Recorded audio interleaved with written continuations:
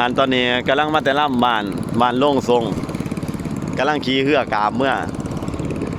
อันเรือก่อนเป็นเรือหมอลำคำพูนกับหมอลำหญิงค่ำหมอลำหญิงหมอลำมุนหญิงกำลังขามไปบ้านเราที่หน่อย